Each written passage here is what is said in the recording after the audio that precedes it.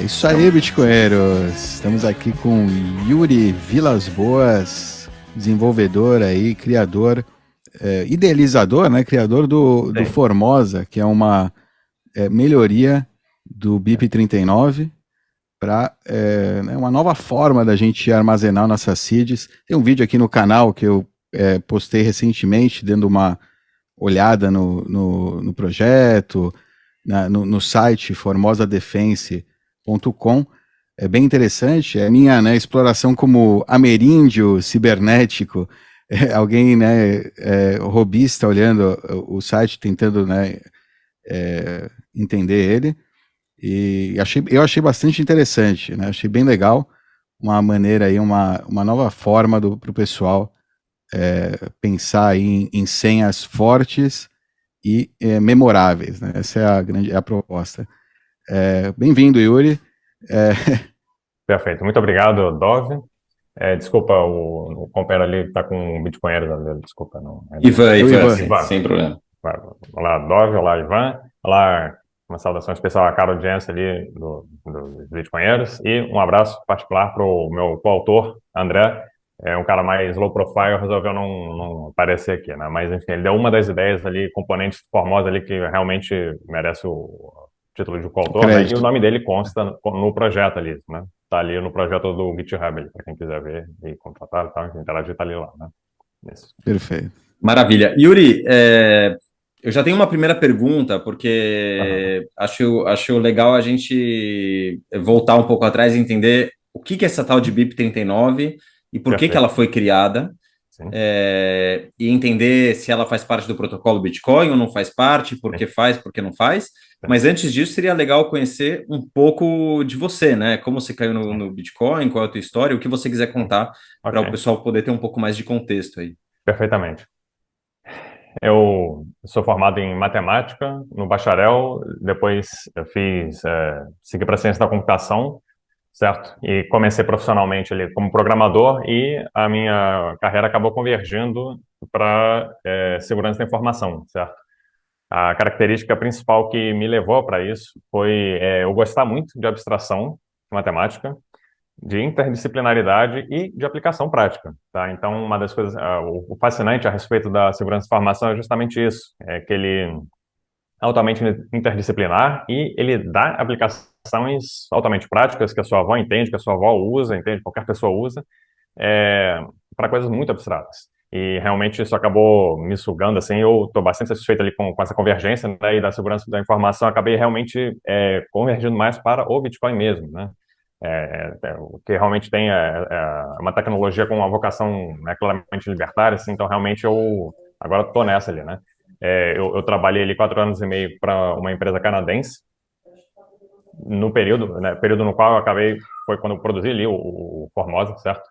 Eles me deram bastante autonomia e liberdade para fazer essas aventuras assim mais exploratórias ali, sou grato por isso, né? Onyx Corp consta também o nome ali dessa empresa ali como agradecimento ali no projeto e tudo mais, tá certo? O que mais que eu posso dizer? Então, é isso, meu background é esse, assim, o meu perfil que me levou a minha carreira para onde está e como está, e em particular no nosso contexto aqui, né? O contexto do surgimento do Formosa é esse, né? Também eu posso dizer que mesmo antes, né, de eu acabar entrando nessas áreas assim, eu sempre achei a ideia de você ter um controle profissional, né? Vamos dizer assim, sofisticado, né? Das suas senhas era uma coisa assim que sempre capturou a minha imaginação. Antes de eu ter essas habilidades e conhecimento que eu tenho agora, mesmo na minha juventude, eu já tinha ideias criativas sobre como gerenciar as minhas senhas ali, né? Poxa, é um segredo que, né, você de alguma forma guarda bem e isso permite você, entendeu, acessar alguma coisa na nuvem, seja um e-mail, né, seja alguma outra coisa ali, né? E você pode estar na casa de outra pessoa, pode estar em algum, né, enfim, usando outro computador, no entanto, aquilo ali tá, você acessa aquilo é uma propriedade sua, né? Então essa ideia, esse ethos, assim, sempre me ressoou comigo, assim, né? Então, fascinou. Exatamente. Entendo, estudado e aprendido e desenvolvido mais habilidades, eu, né, enfim, acabei convergindo para isso. É isso. Perfeito. Não me ficou claro, não sei se dá para perguntar um pouco mais de detalhes, de novo, o que você quiser contar, de como você caiu no BTC. O que por que No trilha Bitcoin? que você É caiu meio nessa toca? piegas, mas a gente gosta, sei lá, de saber Perfeito. como você entrou em contato, assim, pela primeira vez. É uma curiosidade, né? Não é meio, é mais por aí. Deixa eu Mas tentar. se você não Vamos quiser tentar. falar também, Sim, tudo perfeito, bem. Eu, por perfeito. exemplo, um amigo me Ah, contou, e, ah, enfim, para usar, para um perfeito, usos, que era uma ferramenta legal para usar na internet. Aí eu fui perfeito. atrás, eu comecei, por exemplo, Olha, né? a primeira lembrança que eu tenho do Bitcoin é de 2011. Foi num contexto de é isso mesmo ali, né? Um amigo me contou de uma curiosidade aí maluca da internet, que é uma tal de moeda. Para ser sincero, eu sou um cara bem criativo, assim, né? Eu já pensava numa ideia ali de uma moeda digital, claramente muito, não tem a menor comparação, obviamente inferior, tá? Mas enfim, a ideia de ter de uma moeda, enfim, que alguém cria e vai pegando aí de alguma forma, é uma coisa que eu acabei pensando ali, né? E aí foi quando eu comentando isso com um amigo meu, esse amigo comentou, mas existe esse negócio aqui. Na verdade, eu nem me debrucei sobre, né? Mas, enfim, eu acabei.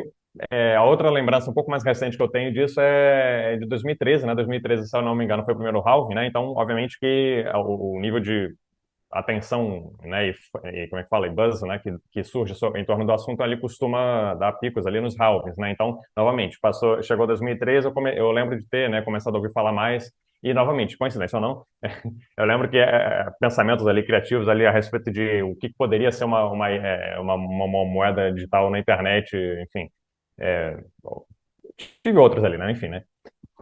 Eu, na verdade, já fui cético ao Bitcoin, tá? Se procurar direito ali, é capaz de alguém conseguir encontrar vídeo meu sendo cético ao Bitcoin. Enfim, mas porque, enfim, eventualmente ficha demora a cair, entende? Mas, enfim, pessoas ali Todos passamos conversando, por isso, Yuri. explicando, não, enfim, conversando, realmente me debruçando com umidade sobre o assunto ali, enfim, as fichas caem, entende? Então, enfim, o que mais? Perfeito. Bom, sim, eu sou libertário, né? Sou maximalista de Bitcoin, então estamos nessa aí para ajudar, né, a desenvolver juntos, né, essa tecnologia aí, que é uma colaboração, né? Enfim. Uhum. Legal. Então, vamos ao seu projeto, Yuri. Perfeito. Você está liderando aí o projeto Formosa, que é uma Sim, melhoria da sim, BIP 39. Bom, perfeitamente. então, o que é a BIP 39 e Vamos por que lá. ela foi criada? Perfeito. Então, BIP 39, né? BIP é sigla para Bitcoin Improvement Proposal, certo? Foi um dos primeiros, né? O BIP 39 data de 2013, tá? E consiste exatamente nas palavrinhas que a gente é instruído a anotar e guardar muito bem guardado ou bem decorar cada vez que a gente instancia uma carteira nova, certo? Então, o que consiste aquelas palavrinhas ali, né? E em particular também na ordem lá com que elas são sorteadas ali, certo? Aquilo ali é um reservatório de entropia, tá? Cada palavra ali, ela é independentemente elicitada, sorteada, né? Uniformemente de um conjunto de possibilidades ali de 2048, tá? Significa o quê? Quanta informação existe em cada escolha de cada palavra ali, né? 11 bits, certo? Com 11 bits você especifica uma palavra. Ou seja, para quem não compreende assim, né, a explicação é o quê, né? Você tem é, 11 dígitos binários, né? Possibilidades totais, né? 2, que é o número de combinações, 0 e 1, elevado a quantidade ali, né? 11, enfim, que dá, não por coincidência, 2048, o número de palavras ali, né? Então, assim fazendo, uma sequência ali no caso, 12 palavras, né? Dá a você 132 2 elevado a 132 bits, né? Perdão, 2 elevado a 132 possibilidades, ou 132 bits de entropia, certo? Tá? Isso é uma quantidade absurda astronômica ali de possibilidades, certo?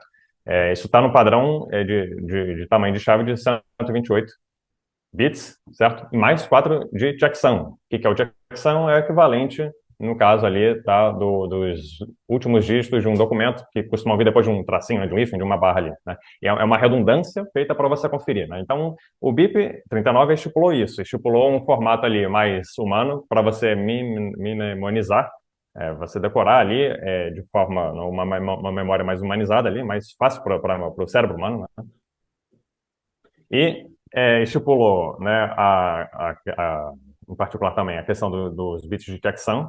Isso é um ponto controverso do BIP 39, a gente pode chegar lá, tá? Estipulou também que a escolha dessas palavras, não é quaisquer palavras, tem uma certa inteligência na escolha dessas 2.048 palavras, tá? Em particular, por exemplo, cada uma delas ali tem, né, a unicidade das 4 primeiras letras, tá? Tem algumas poucas palavras com 3, mas enfim, nunca ocorre 2 palavras que têm, né, 4 primeiras letras iguais, não ocorre, né?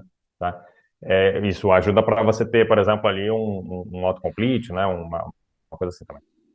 Tá, e além disso, e por fim, né, ele estipulou o processo determinístico de você pegar essa semente no formato né, human-friendly, né, user-friendly, e derivar a Amigável. chave. Exatamente, derivar a chave. Então, o que você faz para partir do texto, né, no formato em particular, codificação UTF-8, e chegar nas chaves, né? Então, qual é o KDF, o Key Driving Function, é usado, isso também é uma especificação do BIP39. Então, repare que o BIP39, né, ele refere-se tanto ao formato desse conjunto específico de 2.048 palavras inteligentemente escolhidas, mas também ao processo ali de bitchecksão e de derivação, certo? Que, se não me engano, usa o PBKDF2 com 512 interações, mas enfim. Então, isso é o BIP39, certo? Peraí, deixa eu fazer uma pausa. Pois não. Ou seja, o que todo mundo hoje toma como algo óbvio, né? Todo mundo fala a CID, as palavras, é algo que não está no... Perfeitamente. É algo que o Satoshi provavelmente não usa. Não tem, as chaves dele não estão guardadas em mnemônicos, estão guardadas em outro formato. Ou seja, é algo que surgiu depois do Satoshi, depois provavelmente que ele fechou as chaves ou destruiu elas, né? Sei lá. Onde tá? Perfeitamente, exatamente. Isso só veio a surgir em 2013, né? Quem vem a ser o Satoshi, eu gosto da teoria de que diz que é John Nash, mas novamente, né? God knows, não, ninguém sabe, assim, né? E o John Nash morreu em 2015, o que é aderente com Sumiço. a observação, exatamente, com o fato empírico de que, né, as carteiras atribuídas a ele nunca mais se mexeram a partir de uma certa data ali, enfim, então, né? Eu gosto dessa teoria ali, né? Mas enfim, voltando, né? Então, exatamente, ele surgiu em 2013, certo? Quer dizer que isso é uma característica interessante ali do Bitcoin, né? Quer dizer que ele está em constante evolução, né? E eu estou, né, tentando promover o Formosa ABP também. Então, se vocês quiserem colaborar comigo ali, obviamente, né, façam isso de coração, sinceramente, né? Se não gostarem, né? Não façam isso só porque eu tô pedindo ali, né? Mas, enfim, tô convidando vocês aí, né, a conhecerem o projeto, né? Visitarem o site, enfim, assim, aprenderem a usar e tal. E se gostarem, né?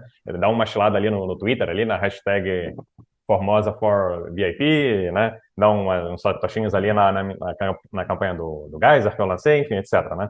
Mas voltando, Mas vamos lá, Yuri. Ou seja, a BIP39 ela foi criada como uma ferramenta para ajudar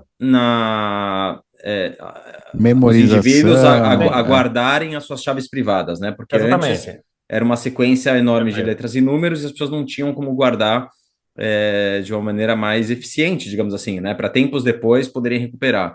Uma sequência de letras e números, além da questão de não permitir memorização, mesmo simplesmente guardar num papel ou no metal, só o fato de você ter que anotar uma sequência aleatória de números e letras aumenta muito a probabilidade de erro, né, na gravação dessa chave. Acho que essa é o ponto, né? Exatamente. Né, enfim, uma coisa que você aprende na segurança de informação conforme você começa a lidar, né, com ela, enfim, é muito típico das soluções de segurança da informação elas consistirem em redução de problemas. Você reduz um problemão para um problema, que ainda é um problema, mas é um problema muito menor, tá? Então, no caso ali, uma semente, ela tem exatamente essa característica, tá? O BIP39, ele faz duas coisas. Primeiro, repare que eu estou especificamente me referindo à semente e não à chave privada, porque é disso que se trata, né? O que eu falei, né? É um reservatório de entropia. É qualquer coisa que seja elicitada de um conjunto de possibilidades astronomicamente grande, de tal forma a ser impossível de ser adivinhado por brute force, né, por tentativa e erro, tá? Então, como eu falei, se você tem 2 elevado a uma centena e tanto ali de possibilidades, para todos os efeitos, é inadivinhável. Mas a outro fato é o seguinte: se você troca o problema de ter que decorar uma quantidade arbitrária de chaves privadas suas, em qualquer que seja o formato, bom ou ruim, né, mnemônico ou não, mas você troca esse problemão, que pode ter um tamanho arbitrário, se eu posso ter uma chave, 10 chaves, 1000 chaves, enfim, mas eu troco esse problema com um tamanho arbitrariamente grande por um problema que ainda é um problema, mas é um problema menor, que é eu vou decorar uma senha, ou administrar, né, uma semente, perdão.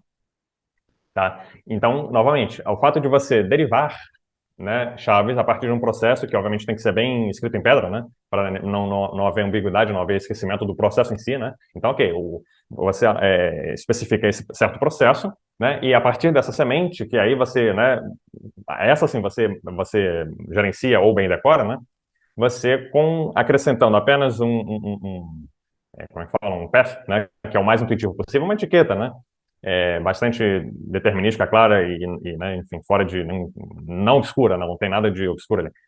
Você deriva cada uma das chaves, entende? Então, é como se você estivesse pegando ali é exatamente isso. Você tem um certo segredo, que é a semente, você acrescenta ali uma etiqueta, ali, chave número 1, número 2. É mais complexo do que isso, tá? Mas, enfim, simplificando. Enfim, você acrescenta ali uma etiqueta dizendo, chave 1, 2, 3, 1000, enfim.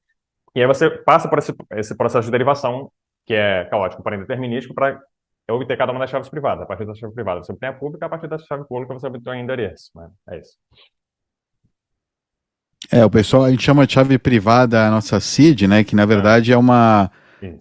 Dela é uma chave mestra, né? Uma chave mestra privada. Da seed se deriva uma chave mestra privada e que dela se derivam diversas outras chaves privadas, que dela se deriva uma chave pública, que dela se deriva um endereço. Ou seja, tem todo esse caminho daquela seed, daquela informação inicial até cada endereço que você vai que você pode usar, né, para enviar mensagem, enviar e receber mensagem. Sim, sim. Eu imagino que o nome seed, na minha interpretação, ele também tem essa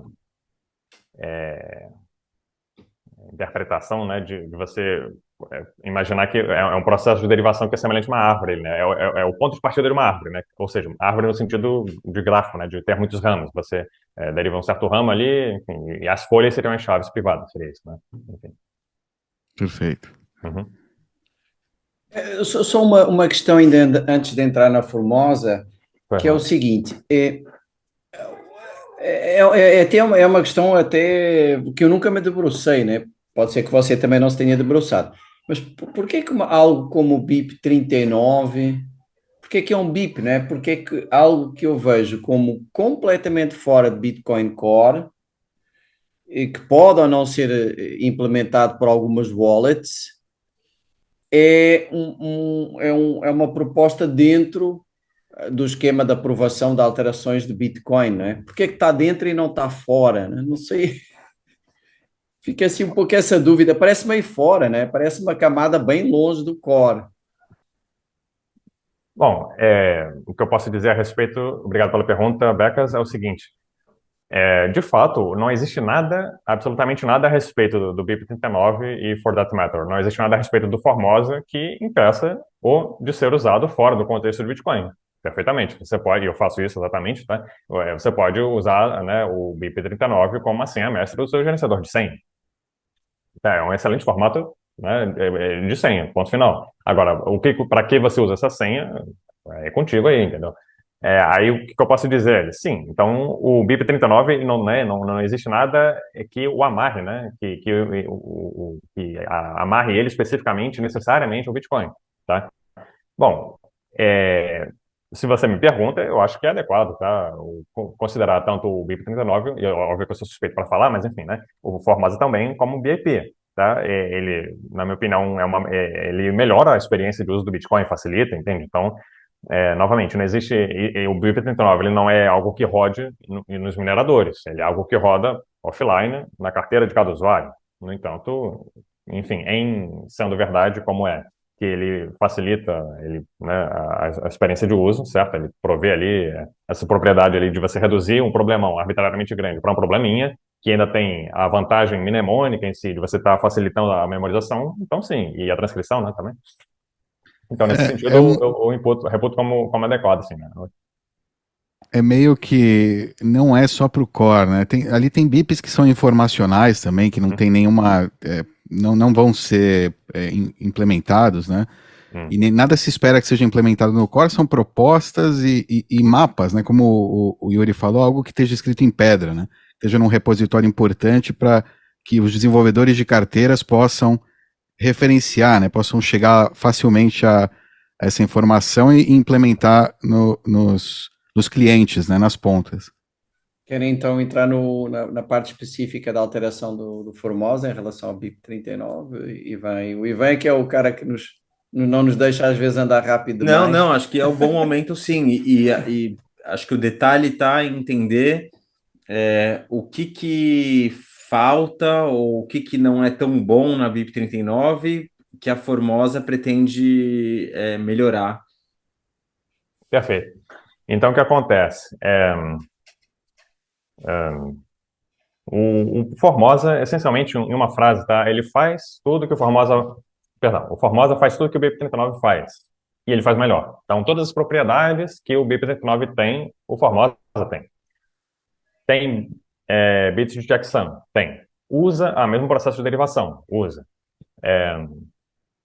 Ele tem também a mesma questão da densidade de informação, no sentido de 11 bits a cada 4 dígitos únicos. Também, ou seja, a eficiência de você digitar, né, e ter uma certa interface de autocomplete ali é a mesma, tá? E, enfim, o pulo do gato ocorre, tá? Você tem mais eficiência. A parte da mnemônica, né, a métrica, né, se você fosse colocar ali, né, a força criptográfica dividida pelo esforço mental necessário para memorizar curto, médio e longo prazo, essa eficiência é maior, tá? Se você quiser compartilhar a tela para Perfeitamente. ficar mais visual, deixa eu liberar aqui para você. Então está aqui uma interface implementada, né? Ela ainda não, a gente ainda não tem integração com nenhuma carteira ou nem gerenciador de senha, né? Mas está aqui. Então vamos lá. Eu vou escolher esse tema aqui, Medieval Fantasy, certo? Vamos ver. Então o que eu vou fazer aqui? Eu vou gerar 4 Pera lá, frases. Yuri. Quando você diz tema, isso são coisas que você criou, que estão ali como... O dicionário, né, de palavras.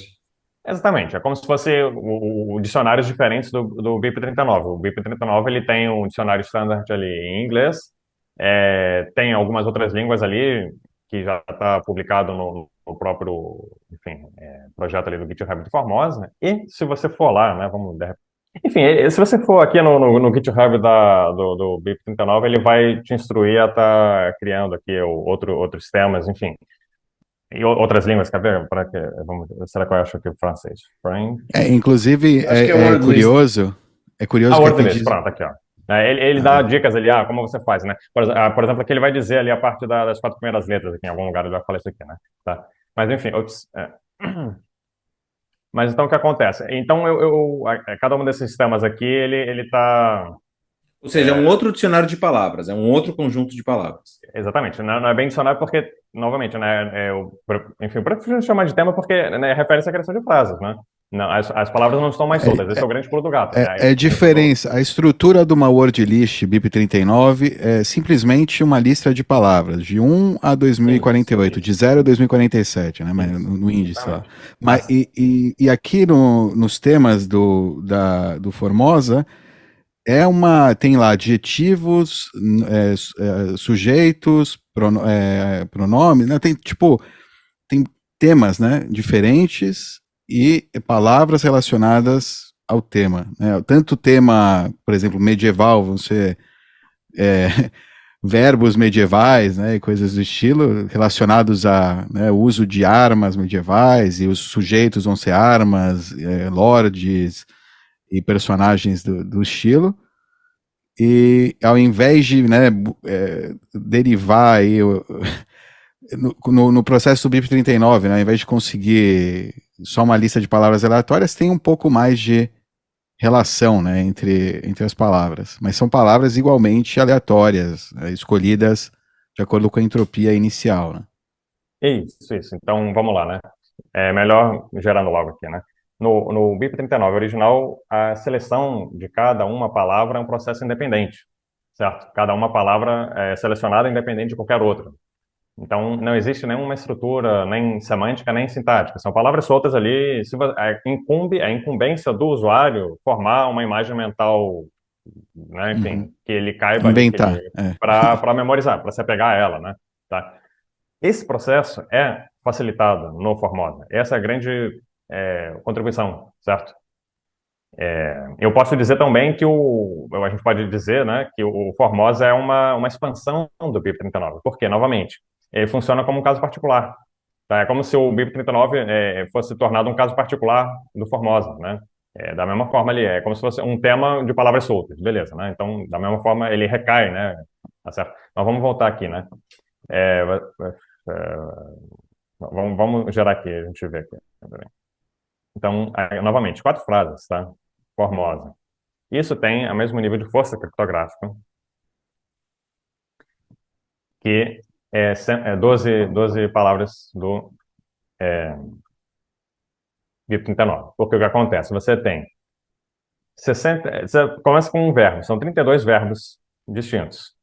Para cada verbo, você tem uma possibilidade, 64 possíveis sujeitos.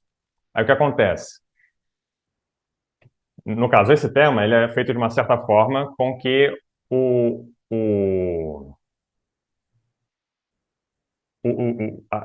os sujeitos possíveis para cada verbo têm alta probabilidade de fazer muito sentido, tá? Então vamos lá, o exorcista apresenta um frasco tribal para um general no esgoto. Enfim, fez quase bastante sentido, tá? Mas novamente, isso já traz mais sentido ali do que de outra forma, tá? E, novamente, o que eu quero dizer com fantasia medieval? É RPG, entende? Você imagina ali uma situação onde, enfim, Uhum. como estava o Dalva explicando ali, né? Perfeito? Então, vamos lá, próximo. O cozinheiro paga por um peixe sagrado para o monge num cemitério. Beleza. Próximo. Mago, wizard, buys wonderful spellbook. Agora fez perfeito sentido, tá?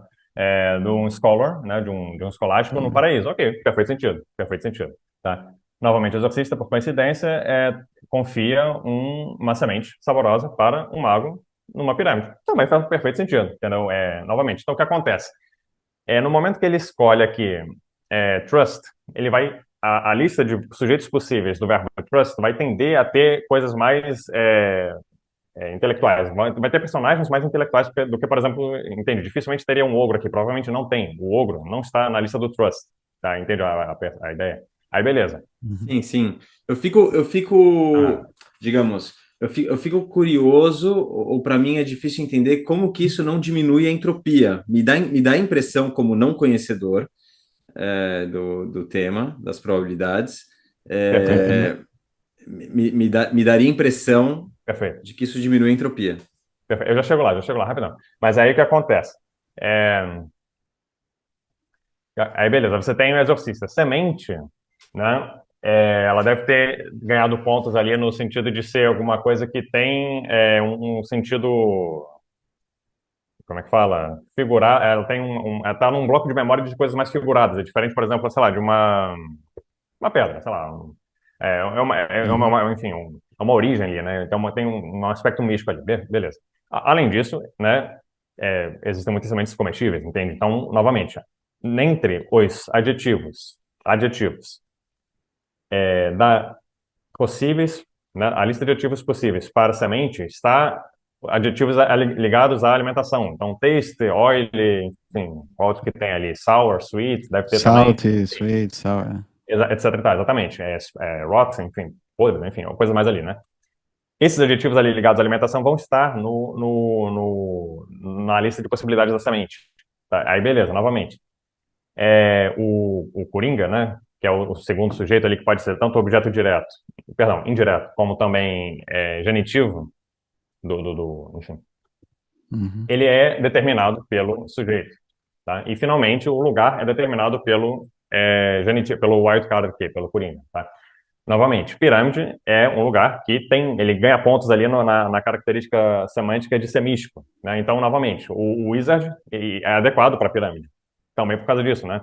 E ele é adequado com o exorcista, entende? Então, novamente, o fato de ter havido ali o trust aumentou a probabilidade de ter aparecido o exorcista, ou permitiu, né, ter aparecendo o exorcista. Na lista do exorcista tinha tanto a semente como o wizard, na lista da semente tinha taste, e na lista do wizard tinha a pirâmide, entendeu? Então, resulta que essa palavra, essa frase aqui, essa combinação, né, Pode ela é acontecer representativa algumas de um... vezes, né? Oi?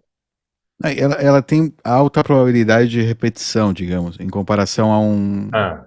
a uma repetição Resulta isso. de... Essa frase resultante, ela tem, ela faz bastante sentido. Você não precisa esforçar-se para criar uma motivação, uma desculpa mental, entende?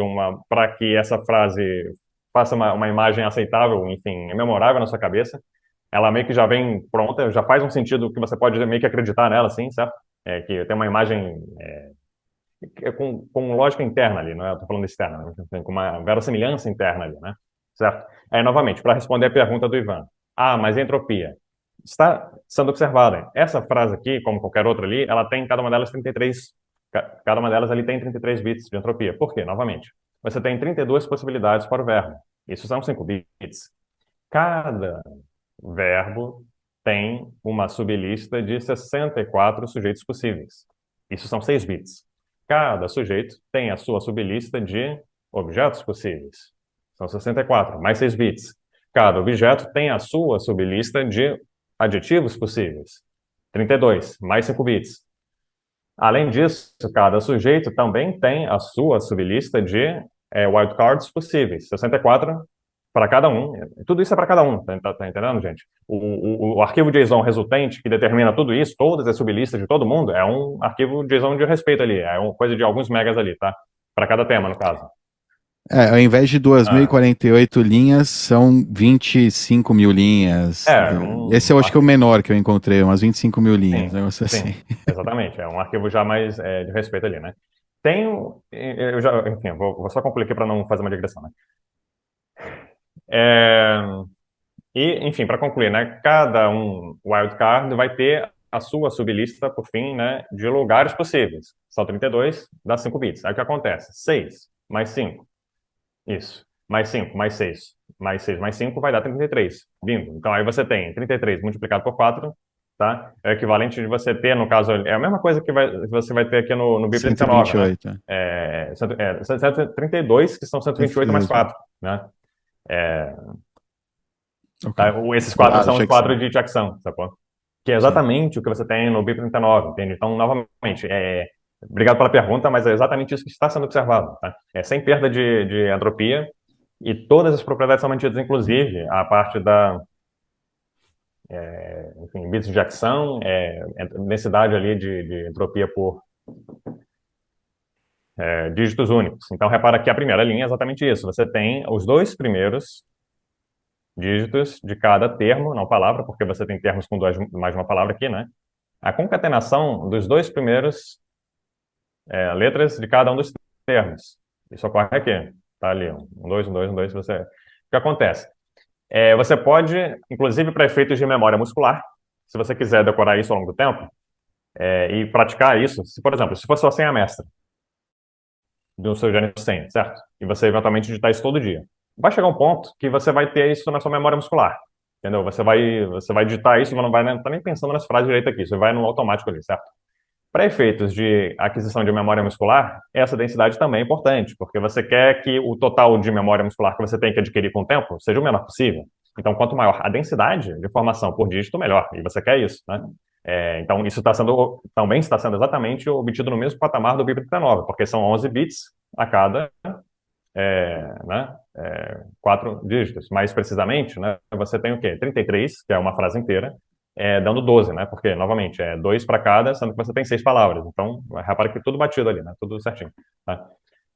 O que mais que eu posso dizer? Então, enfim, tendo você ou bem uma interface de autocomplete, ou bem você usando esse atalho para, né, decorar só na sua memória muscular, tá certo? Você tem o mesmo nível de performance que você também tinha no BIP39. Novamente, a única contribuição, né, é o fato de você ter mais memorabilidade, tá? E, novamente, a grande ideia do nosso É amigo ali... grande, é uma única, mas é grande. E eu só Sim. complementar aqui ao Aham. Dove o seguinte, que é, às vezes parece que é um pouco menos, tem um pouco menos entropia, eh, eh, porque as palavras não são independentes, né? Elas têm uma certa dependência, mas essa dependência ela está calculada matematicamente para dar o mesmo valor.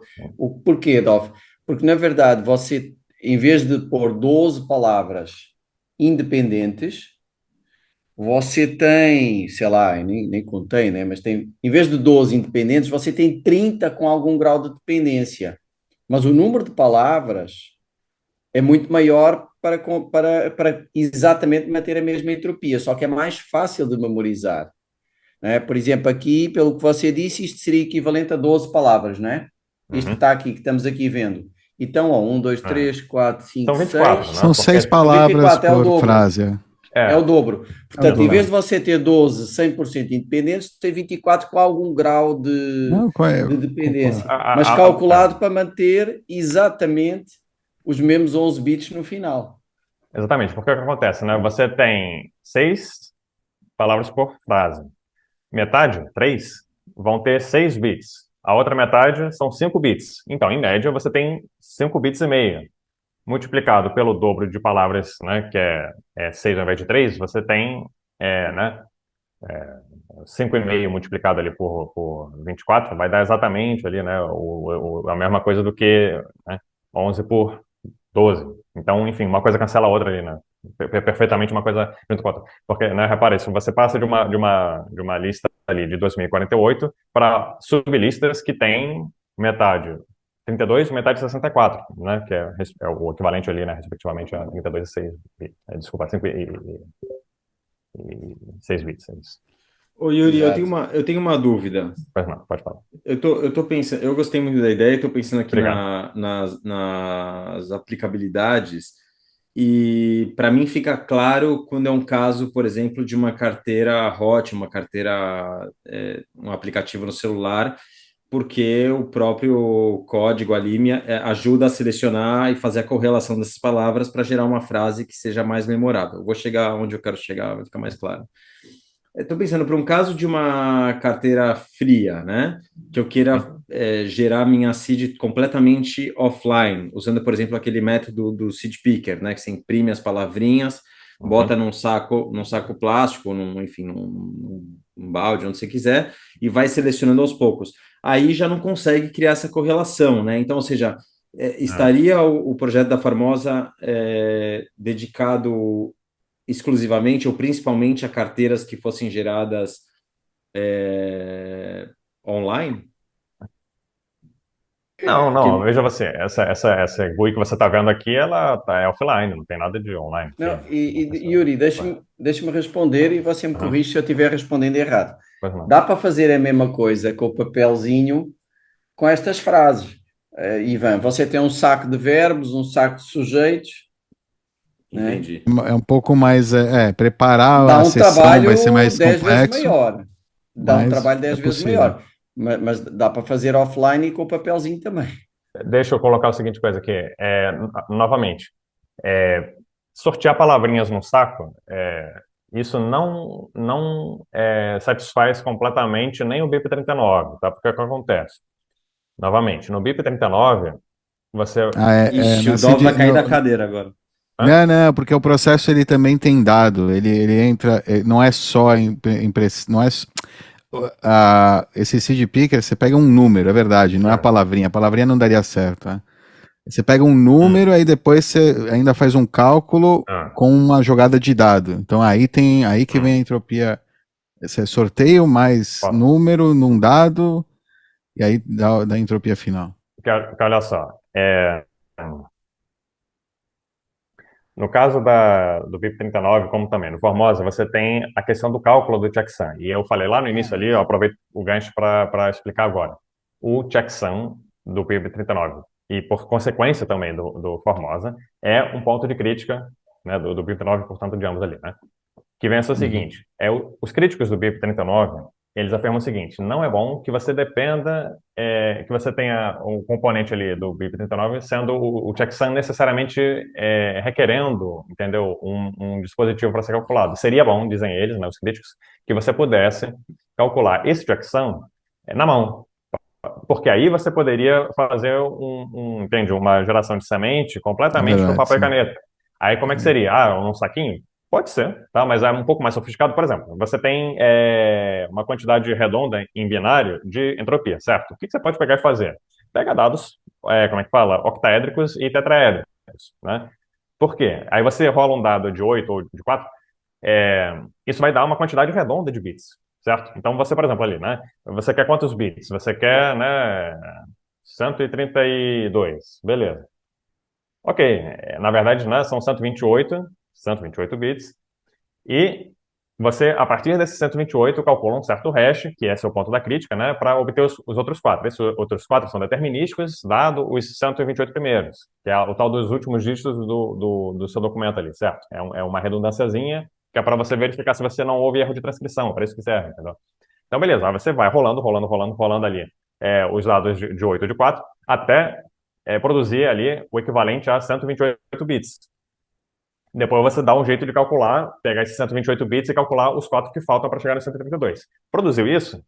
Aí você abre uma tabela, né, para selecionar as palavras. Ah, beleza, os 11 primeiros, no caso do BIP 39, dão a primeira palavra. Aí você pega ali uma lista, né, vai lá no número que é equivalente aos 11 primeiros bits. Ah, é a palavra tal, peguei. Tum. Aí você anota ali a palavra. Assim você vai fazendo de 11 em 11 até produzir todas as 12 palavras. Beleza.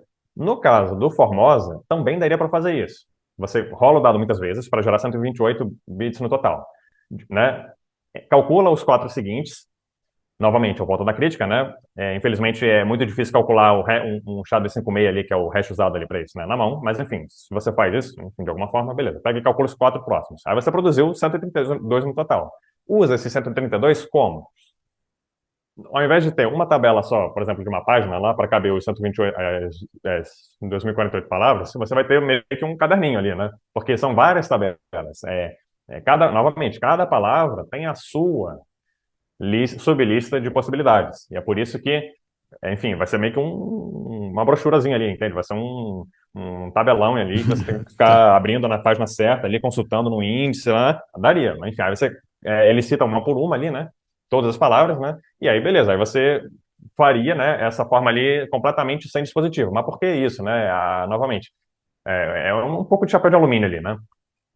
Para dizer o seguinte, se você tem algum tipo de desconfiança do seu dispositivo, eu acho que está grampeado, bugado, a NSA botou um chip ali, enfim, tem um malware, um spyware dentro já vem de fábrica embutido ali. Beleza, então você pelo menos, né, pode fazer na mão, entende? Tem essa alternativa ali de ficar devices, né? Minha opinião, tá? Esse tipo de pensamento é até legal, eu gosto, tá? Mas eu acho assim, esse tipo de pensamento ali é meio que uma alternativa que a gente pode ter, certo? É bom ter uma possibilidade de fazer uma coisa à mão? Até, entende? Mas na minha opinião, a gente está se aproximando de um ponto ali onde assim, um próximo grande quebra de paradigma tecnológico que a gente vai ter que passar é ter hardwares que verificam outros hardwares ou impressos 3D em casa. Porque aí, beleza, você baixa um projeto, entendeu? No qual você confia porque está assinado de alguma forma ali, numa entidade que você já confia. Aí você imprime o hardware em casa, pronto. Então agora você confia muito mais, ou pelo menos compra de uma loja que já está mais geograficamente próxima de você, entende? Enfim. Então, eu acho que a gente está convergindo para concluir isso como necessidade tecnológica ali, entende? Porque não tem como você ficar fazendo tudo na mão, entende? Tem coisas que não tem como fazer na mão tá claro. simplesmente. Sim. Uhum. Mesmo no esquema do seed picker, é verdade, eu tinha esquecido um pequeno detalhe, né? O checksum também tem que ser feito numa máquina offline, hoje em dia a gente tem sorte que os Spectre Do It Yourself e Seed Signer já calculam o checksum da BIP39, e no futuro podem implementar também, né? Tomara, né? Que siga adiante, que eles implementem Formosa. A gente tem opções. Acho que o legal é ter opções. Acho que essa não tem muito o que pensar. Quer dizer, cada carteira vai decidir, né? Voluntário, se quer implementar claro, ou não, pode né? implementar os dois. Agora, repare, se você vai escrever é uma coisa, mas se você vai memorizar, e em algumas situações é quase caso de vida ou de morte, ter que memorizar. Se você vai memorizar, a dificuldade de memorizar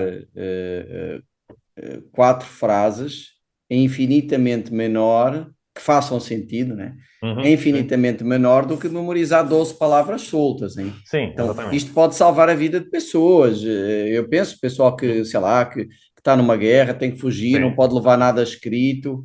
Uhum. Aconteceu isso, né? Em alguns casos. O pessoal teve que memorizar e Eu, faz eu toda a acho que diferença.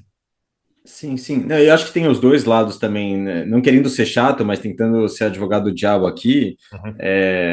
eu fico pensando quais são os riscos disso, né? Ou problemas. Pessoas Sim. que talvez Boa são pergunta. extremamente paranoicas e que não querem ter a sua CID anotada em nenhum lugar, nem que seja enterrado lá na fazenda, Uhum. e que usem desse tipo de recurso. Tem outros recursos aparecendo, né? Outras propostas de memorização da CID, Uhum. e que usem esses recursos de maneira inadvertida e, Sim. como sempre acontece, né, o maior risco das pessoas perderem acesso aos seus Uhum. BTCs é elas mesmas darem um tiro no pé, né? Ou seja, Sim. guardarem de maneira indevida ou confiarem demais na memória e Sim. acabarem esquecendo qual que era a senha. Faz sentido o que eu Sim. estou falando, Yuri? Perfeito sentido. Você tocou em vários pontos ali, tá? Então, realmente, olha só, já é verdade que bitcoins são perdidos mais rápido do que são minerados, tá? Vou até fazer uma comparação, né, com o paradoxo que eu chamo de paradoxo do suicídio. É bastante surpreendente você se deparar com o fato de que, na maioria dos países, inclusive no Brasil, mais gente morre, salvo engano, tá? Mas tenho quase certeza que sim. Alguém, por favor, de repente confira aí na audiência, mas tenho quase certeza disso, tá? Mais gente morre de suicídio do que de homicídio, mesmo no Brasil. A conferir, mas acho que sim. Tá? E, novamente, por que isso é surpreendente? Porque o senso comum, né, nos leva a crer que a gente ouve falar, né, mais de homicídio do que de suicídio. Mas por que isso, né?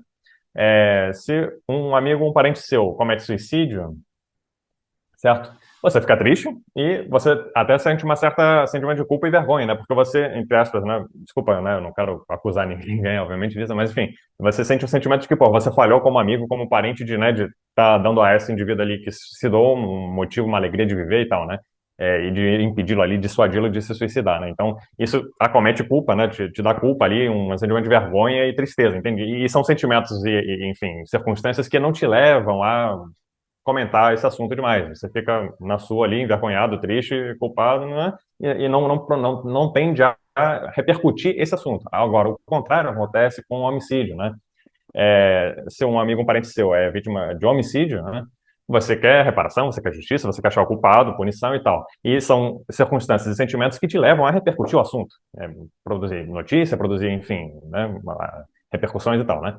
Então, novamente, tudo isso para falar do quê, né? O problema da perda de sementes, perda de Bitcoin por isso, né? Se você perde Bitcoin, vá lá. Vergonha. Você se deu o trabalho de ouvir o pessoal chato que fica no pé ali, estilando o Bitcoin, beleza. Aí você ouviu, aí você refletiu e concordou. Aí você pegou e comprou ali, né? Liquidou alguma coisa que você tinha, foi lá e comprou. Aí você aprendeu a fazer autocustódia, porque o nego fica insistindo na autocustódia, porque você ouviu a notícia ali da FTX, não sei o quê, beleza. Então, aí você pegou, aprendeu, fez o dever de casa, entendeu? Comprou uma wallet, baixou não sei o quê e tal. Aí você vai lá e perde. Isso vai te deixar triste, vai te deixar envergonhado, entendeu? Você vai ficar meio que, porra, né? Frustrado ali, vai ficar questionando se tudo aquilo que você, todo esforço que você botou ali valia realmente a pena, entendeu? Vai ficar se sentindo culpado, né? Porque você ouve outras pessoas falarem disso, né? Talvez não, né? Então é exatamente esse o ponto, né? Você vai ficar envergonhado, não vai falar. E repara isso, né? Pensa nisso. Pensa o que são 6,5 bitcoins, certo? 6,25, aliás, né? 6,25 bitcoins é dinheiro, né, cara? E isso surge a cada 10 minutos.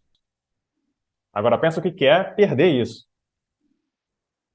Perder isso a cada 10 minutos. Claro, não é uma pessoa perdendo 6,5, né? Mas, enfim, coletivamente, isso está acontecendo nessa taxa. Só que, na verdade, é maior do que essa taxa, né? Uma taxa maior que essa. Entende? Então, novamente, tudo isso... Isso eu não tá sabendo, né? Como assim? Eu acho que não, hein? Acho que hoje em dia deve ter Ah, reduzido ah. eu acho que o pessoal tá cuidando melhor, Tá né? cuidando Ou não? melhor? Eu não sei. Quer dizer, se o cara estão vazando em golpe, mandando para golpista, mas tem isso também. perdendo chave não hoje é em só perda de dia. semente. Tem golpe, né? Tem confisco, vai lá, tem corretora que vai à falência, né? Mas beleza, também tem perda de semente. Mas enfim, coletivamente, né? Todos esses fatores juntos ali, sei lá, a carteira foi dá um bug, não sei, né, enfim. Mas um dos fatores possíveis também é esse. A pessoa, enfim, guardou, gerenciou mal, né? Ou achou que decorou, só que não tinha decorado, perdeu. Pum. Então, Erro, é um Desculpa só, erro. Isso é um erro. independente se é é, maior do que o número de minerados ou não, enfim, tem sim. gente que perde. Tem Ponto. gente, acontece. Procurando online você acha essa notícia aqui, quer ver? Vamos ver. Mas às Vou vezes bater o link no chat aqui.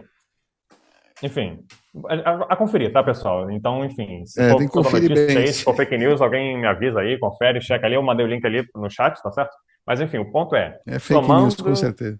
golpe, corretora que golpista, né, enfim, FTX da vida aí, somando, sei lá, hack, somando bug de carteira e somando mau gerenciamento ou esquecimento de semente, você tem perda de Bitcoin numa taxa Não, deve muito ser de grande. criptomoeda, não de Bitcoin. Mas enfim, Não, perfeito, não criptomoeda é importa. mais possível. Desculpa, a pergunta era: Compartilha o link aí. ferramentas, estou sendo aqui advogado do diabo, Ah, ferramentas que facilitem a memorização sim, não aumentam o risco de pessoas perderem justamente acesso aos seus perfeito, BTCs por perfeito, incentivar a memorização, ao sim, invés de guardar direitinho, perfeito. duplicado, triplicado, sua seed em lugares diferentes, escondidos, etc. Exatamente. Então vamos lá, né? Vamos break down ali isso aí, né? Então tem duas críticas principais ali que eu ouço técnicas, né? Sobre o conceito de brain wallets de modo geral, né? Vamos lá, que é isso, ó, você vai induzir um comportamento arriscado, que é você ter uma sobreconfiança ali no KBA, né, no Knowledge Based Authentication, que leva a isso, você perda por esquecimento. Então, indução a comportamento perigoso ali, enfim, imprudente ali, né, tá? Novamente, eu acho que o Formosa é tão eficiente em termos de memorização que você resolve isso, entendeu?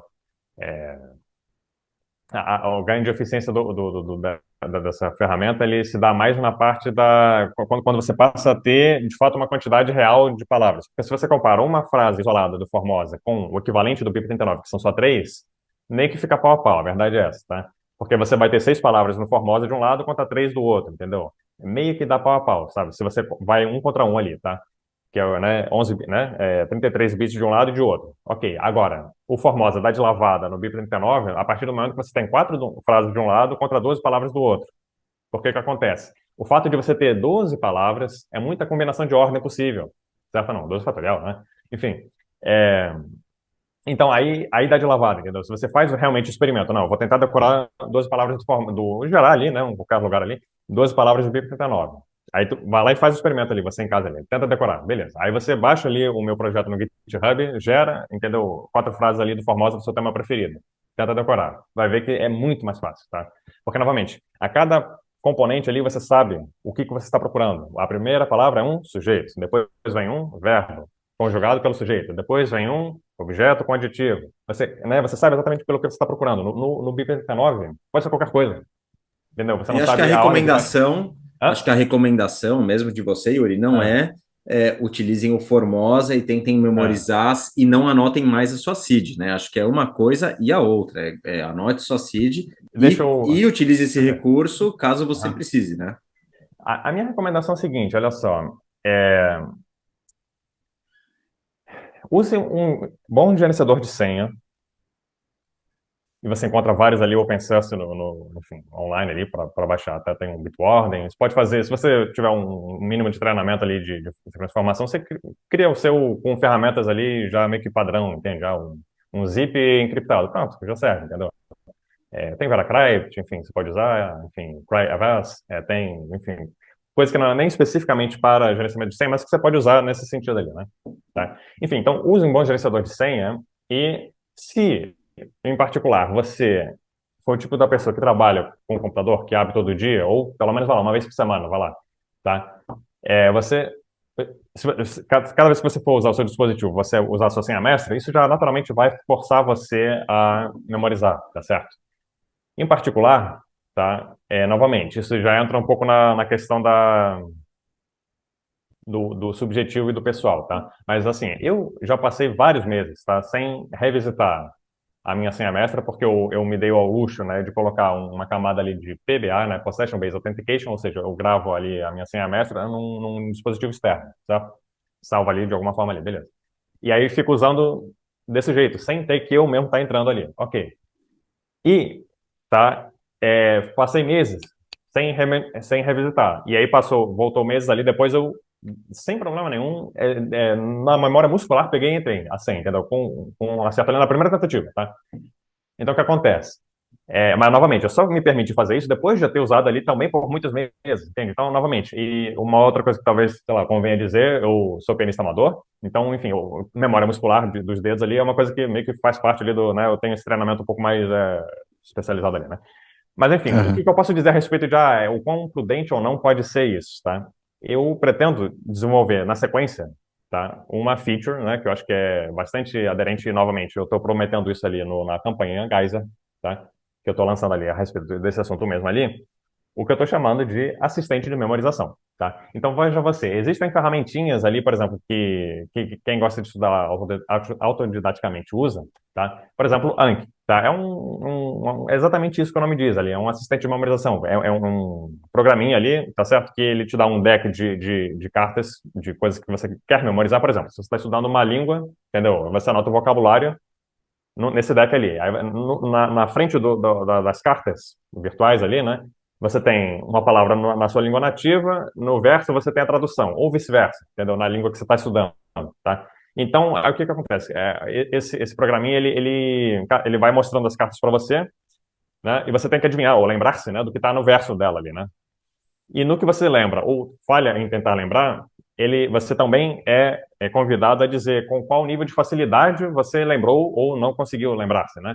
E de acordo com isso, esse programinha vai registrando isso, né? E ele vai reordenando as palavras nesse baralho de tal modo a colocar para você as palavras que você está tendo mais dificuldade de se lembrar-se, ou as fórmulas, enfim, qualquer que seja a coisa ali, né? Para que você estude o necessário, mas não muito mais do que o necessário. Esse é o ponto, tá? Então, novamente, porque ambas as coisas são importantes, né? Se você estuda uma certa carta, uma certa componente de senha de menos, você corre o risco catastrófico de se trancar por fora, né? Se você estuda demais, você está perdendo tempo, né? E você está até escrevendo a sua senha mais do que necessita, e isso também está, cada vez que você escreve a sua senha, você está Superfície de correndo um pequeno ataque. risco de estar sendo vazado ali, não é? Mas aumenta a superfície de ataque. Cada inserção é Isso, uma exatamente. Superfície de possibilidade ataque, exatamente. de ter sido, de estar sendo observada. Exatamente. Então, eu acho que e veja você, mas você deve fazer isso ou não? Minha opinião, KBA, ele tem, entende, propriedades que você não pode descartar. Por exemplo, esse caso extremo ali, eu tô numa guerra, né, tô pelado numa ditadura ali, tem que sair, né? Tem isso, né? Mas também mesmo de um modo mais comezinho, entendeu? Sei lá, eu quero poder ter na minha própria mente, entendeu? Alguma coisa que eu não preciso de mais nada, entendeu? Para acessar, né? Tá certo? E aí, enfim, isso nos leva a uma outra crítica válida, tá? Que é a questão da vulnerabilidade à coerção. Vulnerabilidade à coerção, tá? E eu gosto muito Boa, desse... Boa Noite Cinderela, né, também.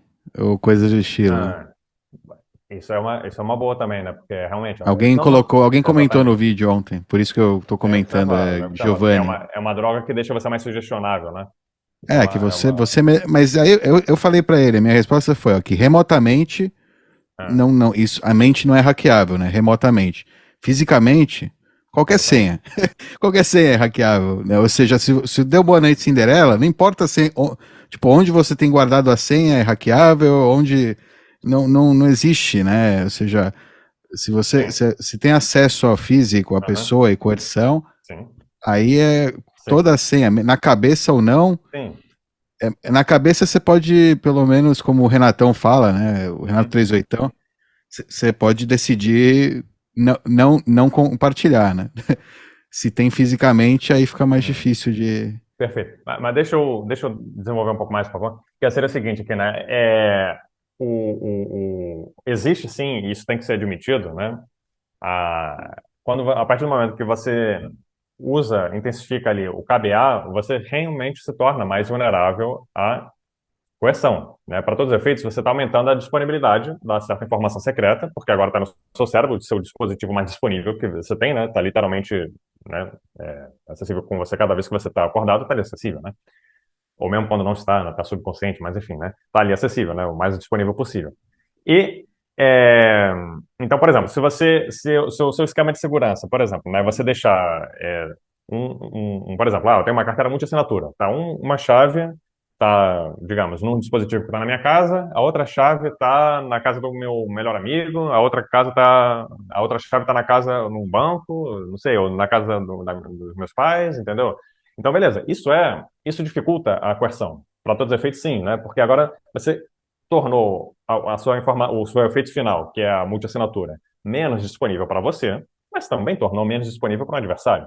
Tá? E, novamente, você negociou, fez um compromisso ali, ok, então você diminuiu a disponibilidade para si mesmo, mas você ganhou um certo nível de resistência à coerção, porque agora o trabalho do seu adversário aumentou, você aumentou a barra para ele. Então, entende? Então, nesse sentido, está certa a objeção de que você aumenta a vulnerabilidade à coerção. Está certo. Agora, minha opinião, o problema da resistência à coerção, ele deve ser resolvido de modo mais profundo e pode e deve ser resolvido com cabeado, tá?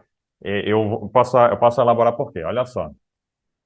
Sem nos darmos conta, tá? Eu afirmo para vocês aqui que o problema da coerção, ele é no longo prazo, no médio e longo prazo, uma coisa que vai se intensificar para nós, da comunidade ali de Bitcoin, né? A partir do momento que você passa a querer buscar os benefícios da autocustódia, você tem que bancar, né, os ônus da autocustódia, tá? E entre eles é isso, você quer ser o seu banco? Ótimo, sejamos nossos próprios bancos, tá? Mas, enfim, então agora precisamos ter a responsabilidade de cumprir, né, o que os bancos tentam, ou pelo menos dizem, né, prover, que é também a residência à coerção, tá? Então, vamos lá. Eu afirmo novamente, né, esse problema há de se agravar. Por quê? Sem nos darmos conta, tá, nós temos 3 linhas de defesa passivas para coerção, certo? Nós, early adopters aí de Bitcoin, certo? Do que eu estou falando? Vamos lá. Obscuridade por si só, tá? Um típico assaltante, né, ele ainda não sabe usar Bitcoin. Isso ainda é verdade, tá? Novamente, mas isso é obscuridade. Isso significa que o conhecimento ainda não se difundiu a tal ponto que até enfim, um pivete aí, um assaltante qualquer, pé de chinelo, já vai saber usar Bitcoin. Hã? Um bandidinho qualquer. O bandidinho ali como é o nome do cara ali? Qual é o nome desse comediante mesmo? O Guimarães, Igor Guimarães. O bandidinho do Igor Guimarães, exatamente. Então, novamente, mas a gente quer que o conhecimento se difunda, né? Então, é do nosso interesse destruir em última análise, essa defesa passiva, certo? Novamente, anonimato, também baseado em obscuridade. Por quê? Mesmo que você tenha um certo indivíduo, adversário coercitivo, que saiba usar o Bitcoin, saiba, enfim, entenda ali o mínimo para poder, nem que seja vender ali para comprar alguma coisa, ele primeiro tem que identificar uma vítima, né? E enfim, atuar ali sobre ela ali. E a verdade é que nós ainda somos uma minoria. Nós, early adopters, nós estamos, né, blending in, nós estamos nos misturando numa multidão de não usuários. E essa multidão ainda é a majoritária, entende? Então a gente ainda é uma agulha no palheiro ali, certo? Então, novamente, isso é anonimato e isso é uma barreira dependente de obscuridade, porque, novamente, quanto mais pessoa e quanto mais conhecimento se difunde, mais agulha e menos palha, certo? O ponto é esse. Então vai ficar mais fácil achar, né, o tal do bandidinho ali que o Dov falou. Ele vai poder se dar o luxo, num futuro não tão distante assim, a gente vai colaborar para isso, de fazer um ataque inespecífico na rua e a probabilidade dele encontrar uma vítima com Bitcoin vai ser tendente a 1. O ponto é esse, né? E, por fim, a plausible deniability, né? Mesmo que o adversário ele saiba usar Bitcoin, e mesmo que ele consiga localizar uma vítima que tem Bitcoin, essa vítima ainda pode mandar um migué. O plausible deniability é esse, mandar um migué. Fala, não, eu até tenho Bitcoin, só que, né, eu usei um esquema ali que não é esse, enfim. Ou não, tá aqui, ó, tem uma carteira decoy aqui para você, né? Compreende o que seja carteira decoy, né? Você não vai dizer que é decoy, mas enfim, você apresenta uma carteira de decoy. Carteira decoy é equivalente, né, no Brasil, o dinheiro do bandido. Carteira do ladrão. Dinheiro do ladrão. bandido. Você anda com ou o celular do ladrão, né? Você anda com o celular velho, tá aqui. O outro celular bom você esconde em outro lugar, tal, mas aí o celular velho você dá para o bandido ali, o celular decoy ali, né? Tá? Então, mas, novamente, você está negando, né, que você tem algo a mais. E, novamente, isso também é obscuridade, tá? Isso também é obscuridade. É, porque, né, enfim, se o seu adversário ele conhece esse método, se ele está ciente de que o método existe, né, novamente, se o conhecimento chega até ele pela difusão, né, duas coisas podem acontecer, tá, que são péssimas. Primeiro, o método simplesmente não funciona. Ele tá ciente, né, de que existe ali. Então beleza, tô sabendo que você tem aí uma carteira decoy, então não me vem com um caô não, quero a carteira de verdade aí. Beleza, simplesmente não funciona, tá? É igual você deixar uma chave debaixo do tapete de casa ali. O cara, ok, levanta o tapete, tá aqui a chave, acabou, né? Enfim. A segunda coisa o cara pode suspeitar que você tem ainda mais. Depois de você colaborar com ele e ceder a ele o que ele está procurando, ele pode suspeitar que você tem ainda mais, porque, enfim, por definição, a ferramenta funciona tornando você indistinguível entre ter e não ter a ferramenta. Então, depois de você dar para ele tudo que você tem, ele pode continuar apertando você, torturando, ameaçando, enfim, cortando a orelha dele, não sei o quê, imbuído da crença de que você tem ainda mais, tá? Isso é péssimo, é ainda pior do que a primeira situação, tá? E eu acho que dá para piorar ainda mais, tá? Porque olha só, você tem, eu acho que inclusive isso virou VIP, tá? Você tem soluções ali atuais baseadas em obscuridade, né? Do tipo assim, você trava o UTXO no tempo, né? Ou uma transação no tempo, no sentido de que, ok, você tem que demorar tantos blocos, ou você especifica o número de bloco ali no futuro, tá? A partir do qual esse UTXO vai passar a ser gastável. A transação ela só é realmente efetivada depois de tantos blocos ali, digamos, tá? Além disso, combinado com isso, você tem a questão de que enfim, então tipo assim, o adversário ele ameaça você, ele coage você no tempo T0, e você colabora com ele em tudo que você pode, explicando para você, tá aqui a explicação, né, enfim, estou fazendo tudo que você está me mandando, mas está aqui, só vai ficar pronto dali a tanto tempo, beleza. A premissa que está certa, eu concordo, é quanto maior o tempo, mais difícil é o adversário manter você sob coerção. É uma coisa cara, na violência é cara. Então, quanto mais tempo você tem que ficar mantendo a sua vítima sob coerção, mais difícil é. Isso, eu concordo com essa premissa, tá? O problema é o seguinte, o que acontece depois do DataT, tá? As propostas atuais, elas costumam girar em torno de, depois que chega ali a maturação, a expiração, você tem uma carteira secreta ali, que você pode, enfim, ou você necessita de ter uma informação que você não revelou para o seu adversário para essa efetivação realmente ocorrer, ou você tem a capacidade de, depois que o cara abandona você, porque não é capaz de manter você sob coerção durante todo o tempo, depois disso, você anula, ou você redireciona essa transação para alguma outra coisa e tal. Novamente, baseado em obscuridade. Qual é o problema disso? Alguém consegue pensar aqui? Baseado em o seu adversário não saber como funciona o Se o método. cara sabe que é reversível, ele vai matar você para você não reverter. Muito bem, Becas, exatamente. Se você criou uma estratégia viável para o seu adversário envolvendo matar você, você botou um prêmio na sua cabeça, entendeu? Então, novamente, isso, o adversário ele só precisa saber disso. Novamente, se a premissa só funciona se o adversário é ignorante, só funciona se o adversário não estiver ciente de como a ferramenta funciona. Essa premissa é absurda. A gente não pode partir dessa premissa, entendeu? Nós, da comunidade do Bitcoin, somos open source. Nós precisamos de conhecimento aberto, de protocolos abertos, de protocolos transparentes, conhecidos, verificáveis. Então, a gente não pode depender de obscuridade. Isso é o princípio de Kerckhoff.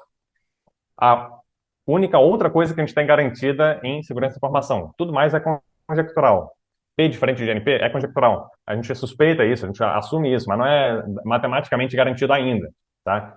Então a gente tem o OTP, que é o On-Time Pad, a criptografia simétrica, onde a chave tem o mesmo tamanho do texto, e você faz o XOR, né, o ou exclusivo. Isso é garantido matematicamente, é fácil provar, que é perfeito. A outra coisa que a gente tem garantida é o princípio de Kerckhoff, o princípio que diz que você não pode se basear, ou não deve, né, enfim, em obscuridade.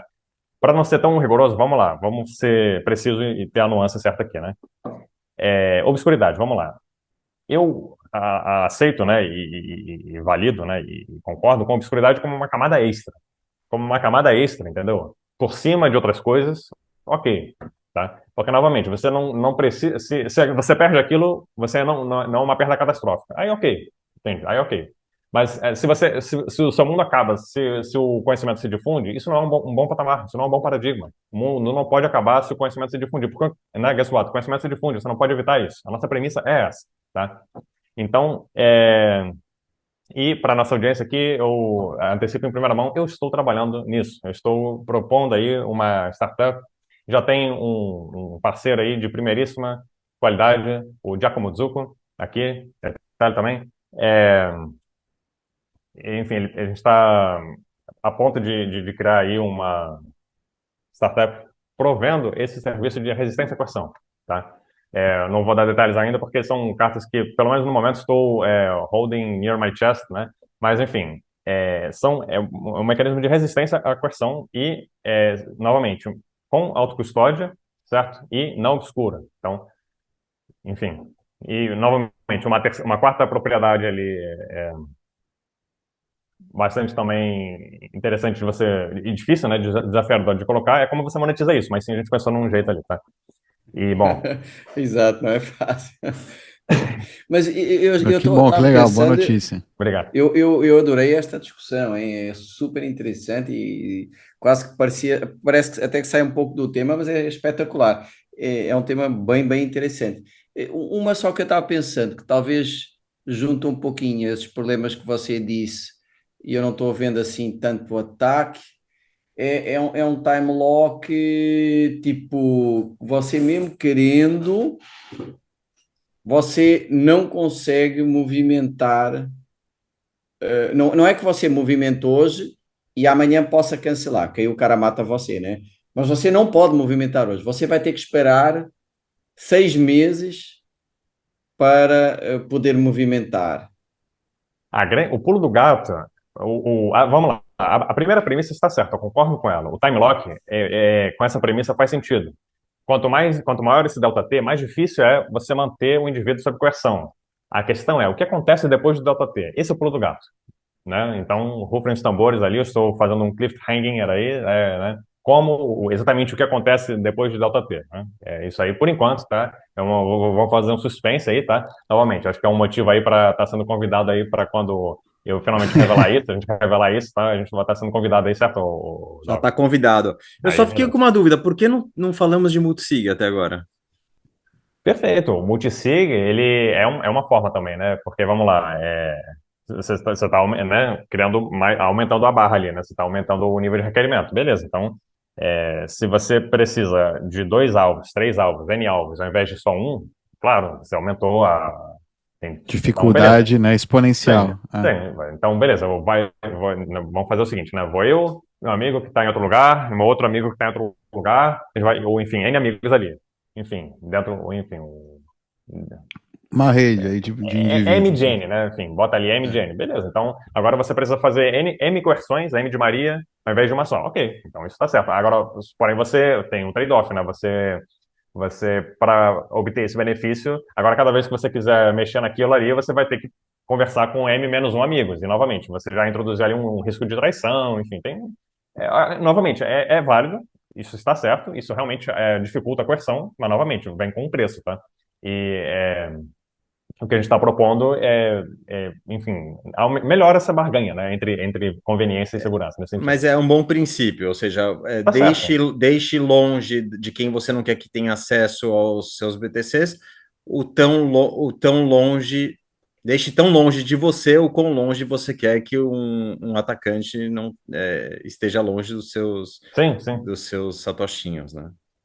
Aí alguém poderia criticar assim, né? Ah, mas e se você não tiver M-1 amigos? Aliás, ou N, né? N-1. Porra, aí você tem um problema maior para resolver, né? Tem uma vida sem amigos, enfim, né? Você tem outros problemas para resolver, né? Muito legal. Yuri, para quem quiser colaborar com o Formosa, como é que faz? Perfeito. Então, me sigam no Twitter, Yuri Vilas Boas, YRI Yuri, Vilas com 2 L's, Boas, tudo juntos. É tudo junto ali, né? Me segue no Twitter ali para dar uma chilada ali nos meus conteúdos, certo? Visitem o projeto, enfim, Formosa ali no meu GitHub. Tá postado ali, dá para acessar a partir do meu Twitter ali, tá ali, tudo linkado ali no post fixado também, certo? mas procurando ali no GitHub vai encontrar, né, Yuri-SVB, procura por Formosa, né? Enfim, pode dar uma estrelinha ali que ajuda, seguir o projeto, forcar o projeto, contribuir, tá? O que mais? Geyser, né, que é uma plataforma ali, tipo um Patreon para Bitcoin. Nem sei se eu preciso falar isso, porque a nossa audiência qualificada já deve saber, né? Eu compartilhei o link aqui, eu acho que os nossos hosts aí vão ter a gentileza de publicar ali na descrição, sim. né? Tá o Todos Geyser, esses links vão estar aqui na Perfeito. descrição. Ótimo, Perfeito. É perfeitamente. só aí abrir a descrição, como sempre, aqui nos vídeos dos bitcoinheiros, Sim. muito informativas. Muito bom, Yuri. Parabéns pelo projeto. Obrigado. E já está convidado para falar desse novo trabalho que está fazendo aí com Muito o obrigado. Giacomo Zucco, aí, Giacomo o Zucco, nosso exatamente. bitcoinheiro comediante italiano.